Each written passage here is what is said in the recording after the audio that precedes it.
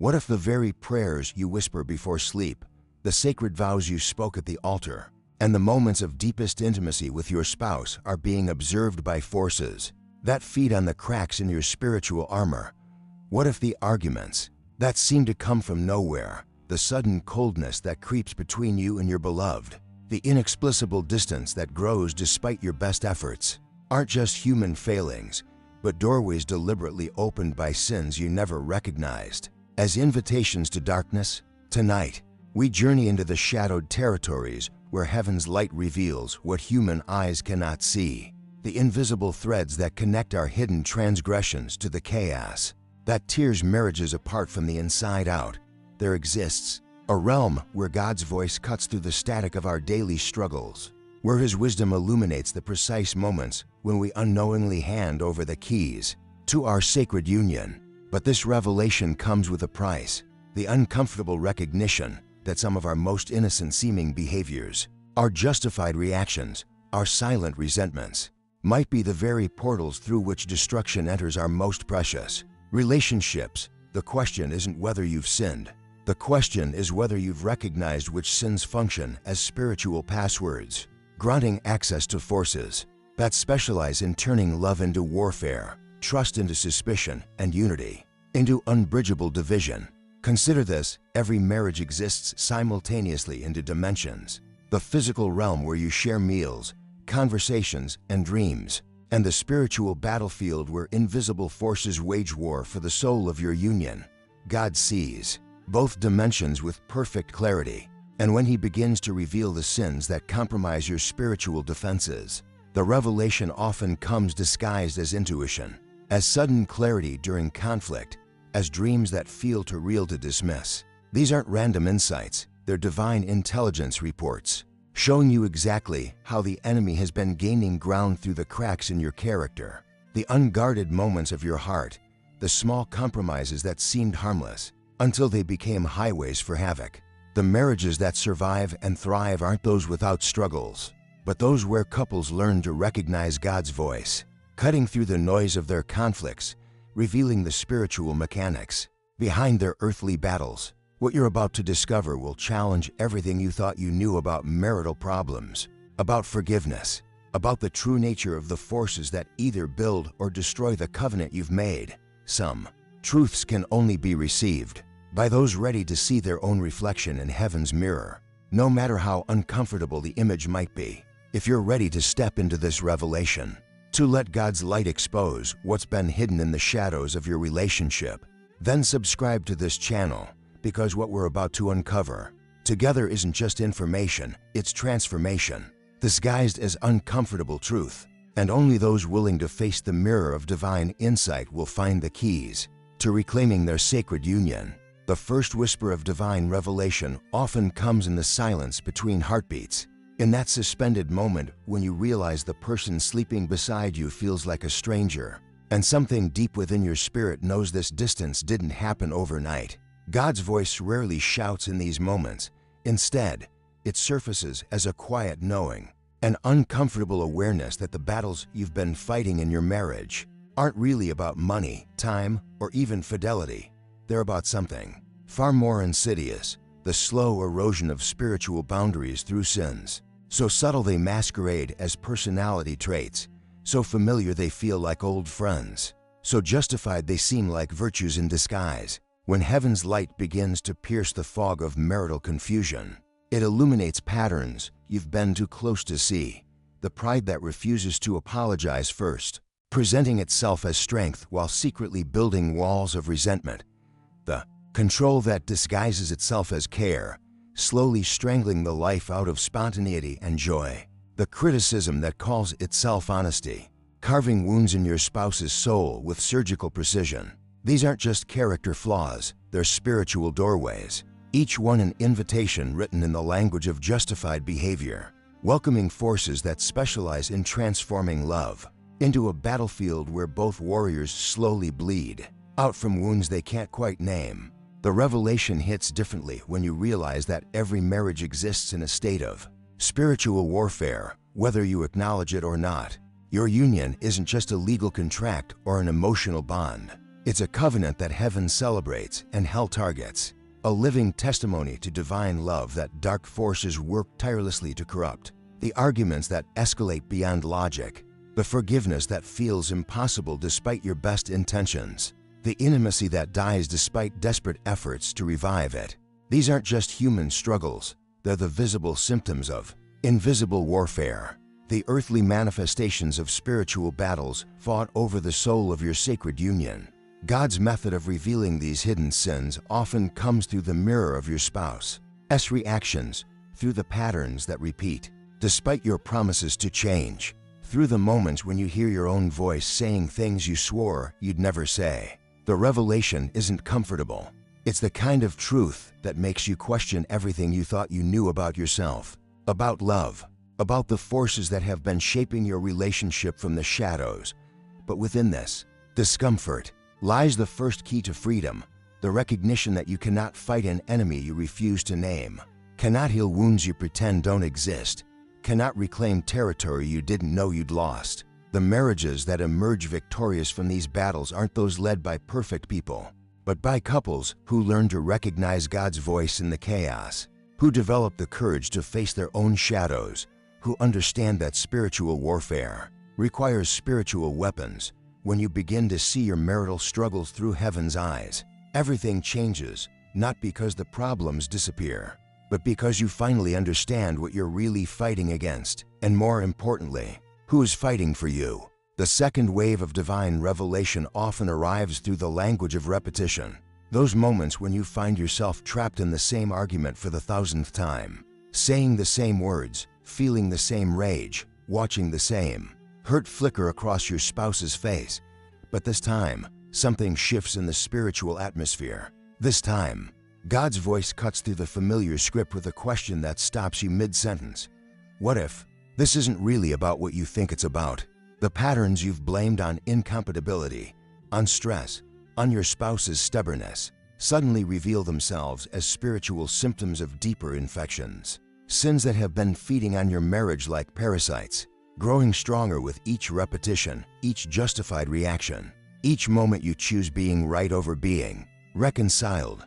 The sin of unforgiveness presents itself as the most sophisticated deceiver, wearing the mask of justice while slowly poisoning the wells of intimacy. It whispers reasonable justifications. They hurt you first. They should apologize first. They don't deserve grace until they prove they've changed. But God's revelation exposes the truth that unforgiveness isn't just withholding mercy. It's actively collaborating with forces that specialize in turning hearts to stone. Every grievance you rehearse, every wound you refuse to release, every moment you choose to nurse hurt instead of pursue healing, becomes a beacon in the spiritual realm, calling out to entities that feed on bitterness, that grow stronger in the soil of resentment, that multiply in the darkness of hardened hearts. The revelation deepens when you realize that some of your most justified behaviors have become doorways for destruction. The silent treatment that punishes your spouse while convincing yourself you're just processing, the passive aggression that delivers payback through withholding, affection, conversation, presence, while maintaining plausible deniability, the emotional manipulation that uses tears, threats, or withdrawal to control outcomes while never acknowledging the violence of such tactics. These strategies feel like self-protection, but God's light reveals them as forms of spiritual warfare turned inward, weapons that wound not just your spouse but your own soul, creating the very chaos they claim to prevent. Jealousy emerges as perhaps the most insidious invader, capable of transforming love into surveillance, trust into interrogation, and partnership into imprisonment. It begins as concern, evolves into suspicion, and metastasizes into a consuming fire that burns through every good thing in its path. God's revelation shows you how jealousy operates, not as protection for your relationship, but as a parasite that feeds on insecurity while creating the very scenarios it claims to prevent. The constant questioning, the invasion of privacy, the interpretation of innocent actions through the lens of betrayal. These behaviors don't preserve love, they strangle it, creating an atmosphere so toxic that even genuine affection struggles to survive. The most devastating revelation comes when you understand that these sins don't just affect your marriage, They affect your lineage, your legacy, your children's understanding of love itself. The patterns you refuse to break become the inheritance you pass down. The wounds you won't heal become the weapons your children learn to wield. But within this sobering truth lies profound hope, the recognition that transformation is not just possible but inevitable for those willing to let God's light expose what darkness has been hiding. For those brave enough to name their shadows and surrender them to the only one who can turn spiritual warfare into spiritual victory. The third level of divine revelation penetrates the most guarded chambers of the heart, where the sins you've convinced yourself aren't really sins have built their strongest fortresses. Here, God's light illuminates the sophisticated deceptions that have been masquerading as virtues, the character defenses that have become character defects, the protective mechanisms that have transformed into weapons of mass destruction within your sacred union. This is where the revelation becomes surgical, cutting through layers of self-justification to expose the tumors that have been growing in the shadows of your best intentions, fed by the very behaviors you've defended as necessary for your survival.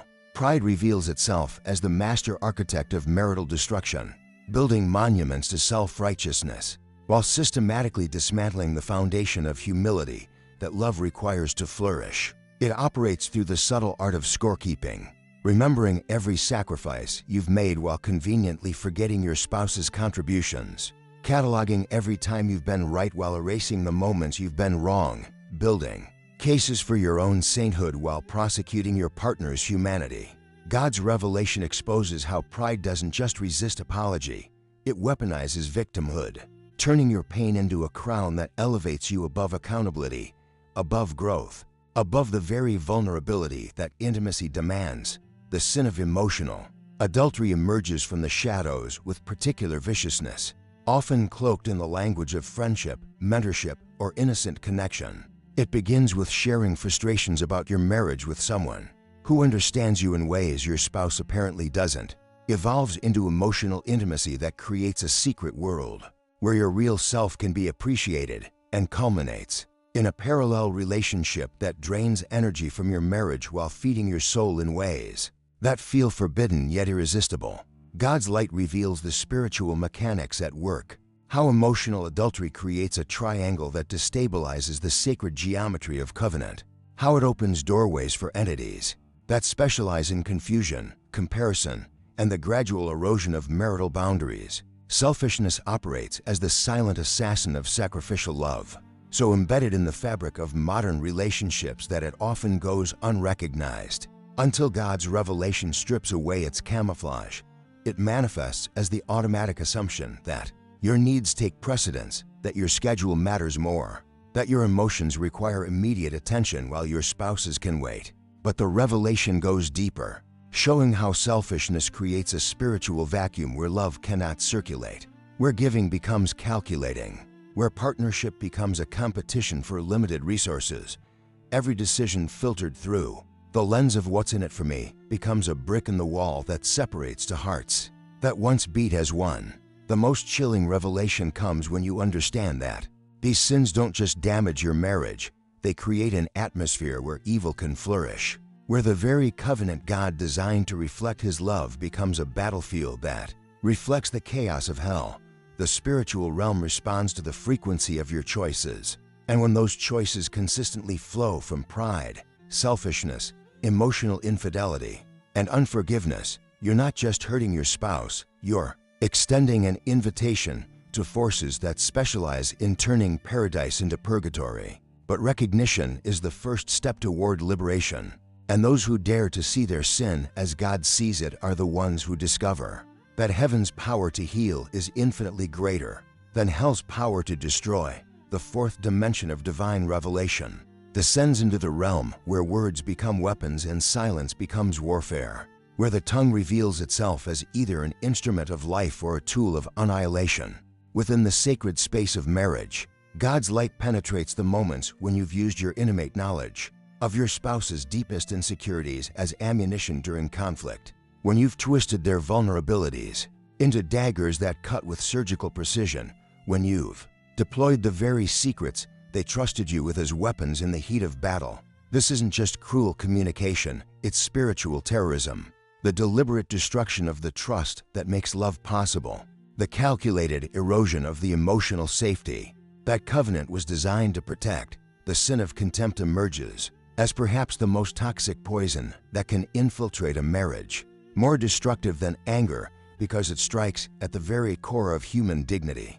It operates through the architecture of disdain, the eye roll that dismisses your spouse's perspective, the sarcasm that ridicules their efforts, the mockery that reduces their dreams to entertainment for your superiority.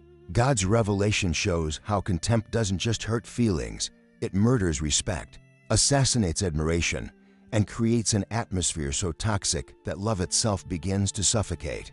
Every sneer, every dismissive gesture, every moment when you look at your spouse and see them as less than human becomes a doorway for forces that specialize in turning marriages into mutual destruction societies. The spiritual violence of withholding emerges from the shadows with devastating clarity, revealing how the refusal to give what your spouse needs most becomes its own form of cruelty. This isn't just about physical intimacy, it's about the deliberate withdrawal of emotional presence, the strategic withholding of affirmation, the calculated denial of the very nutrients that make love grow. When you know exactly what words would heal your spouse's wounded spirit, but choose silence instead. When you recognize the simple gestures that would restore their confidence, but decide they haven't earned such kindness, you're not just being difficult, you're collaborating with forces that understand how to kill relationships. Through spiritual starvation, the revelation pierces even deeper when God illuminates the sin of spiritual manipulation, using faith itself as a weapon to control, condemn, or coerce your spouse into compliance. It manifests as the strategic deployment of Bible verses to win arguments, the weaponization of prayer to make your spouse feel guilty for disagreeing with you, the use of spiritual language to mask emotional abuse or avoid personal accountability. When you invoke God's name to justify your selfishness, when you use Scripture to silence your spouse's legitimate concerns, when you turn the very faith that should unite you into a tool of division, you're not just being manipulative, you're committing spiritual violence that corrupts the sacred while destroying the human. The most profound revelation comes when you understand that these patterns of sin don't just damage your marriage, they create a spiritual frequency that attracts chaos, confusion, and destruction into every area of your life. The atmosphere you create through your words, your withholding, your contempt, and your manipulation becomes the environment where your children learn about love, where your legacy takes shape, where the next generation discovers what marriage represents. But within this sobering truth lies the seed of transformation, the recognition that every sin revealed is an opportunity for repentance. Every pattern exposed is a chance for renewal. Every moment of divine illumination is an invitation to choose the path that leads from destruction to restoration, from spiritual warfare to spiritual victory. The fifth realm of divine revelation unveils the most subtle and devastating sin of all, the gradual abandonment of your role as spiritual guardian of your marriage, the slow abdication of responsibility for the spiritual atmosphere of your home, the unconscious surrender of territory that God entrusted to your care. This isn't about religious performance or spiritual superiority. It's about the recognition that every marriage exists within a spiritual ecosystem, and when the appointed guardians become passive, indifferent, or rebellious, they create a vacuum that darker forces are eager to fill. God's light reveals how your spiritual negligence doesn't just affect your personal relationship with Him. It compromises the very foundation upon which your marriage was built, leaving it vulnerable to attacks that could have been prevented through vigilant stewardship. The sin of prayerlessness emerges as perhaps the most dangerous form of spiritual nakedness, stripping your marriage of its most essential protection while leaving you vulnerable to attacks you cannot see coming. When you stop praying for your spouse, you're not just being spiritually lazy, you're removing the covering that shields them from forces that specialize in exploiting human weakness. When you cease to seek God's wisdom for your relationship challenges, you're essentially choosing to navigate spiritual warfare with human weapons, to fight battles in the supernatural realm using only natural understanding. God's revelation shows how prayerlessness creates a spiritual drought that affects everything: your ability to forgive, your capacity for patience, your strength to love when love feels impossible, your insight to see beyond surface conflicts to the deeper spiritual dynamics at play. The revelation deepens when you understand how the sin of spiritual complacency operates like a slow-acting poison, numbing your sensitivity to God's voice while gradually increasing your susceptibility to every form of marital destruction. It manifests as the assumption that your relationship can survive without intentional spiritual cultivation, that love can thrive without divine intervention, that covenant can endure without the continual renewal that comes from seeking God's face. Together, this complacency doesn't announce itself with dramatic failures. It works through the subtle erosion of spiritual disciplines, the gradual replacement of God's voice with cultural noise, the slow transformation of a marriage that once sought heaven's blueprint into a union that operates according to worldly patterns. The most chilling aspect of this revelation comes when you recognize how your spiritual passivity has created space for your spouse to drift away from God as well, how your lack of spiritual leadership has contributed to the very problems you've been complaining about, how your failure to fight for your marriage in the spiritual realm has left it defenseless against attacks that prayer could have prevented, the arguments that seem to come from nowhere, the distance that grows despite your best efforts, the problems that multiply faster than you can solve them. These aren't just relational challenges, they're spiritual symptoms of a marriage that has lost its connection to its source, a covenant that has been cut off from the very power that was meant to sustain it. But within this sobering revelation lies the most powerful truth of all, the recognition that spiritual authority can be reclaimed in an instant, that prayer can change the atmosphere of your home faster than any human strategy, that God's power to heal and restore is infinitely greater than any force that has been working to destroy. The marriages that emerge victorious from the deepest battles aren't those led by perfect people, but by couples who learn to recognize their spiritual responsibility, who understand that love without divine intervention is just sophisticated selfishness, who discover that the secret to marital success isn't found in relationship techniques but in surrendering their union to the one who invented marriage in the first place. The final frontier of divine revelation penetrates the deepest chambers of the heart, where the most carefully guarded secrets reside, where the sins you've never spoken aloud have been quietly orchestrating the destruction of everything you hold sacred.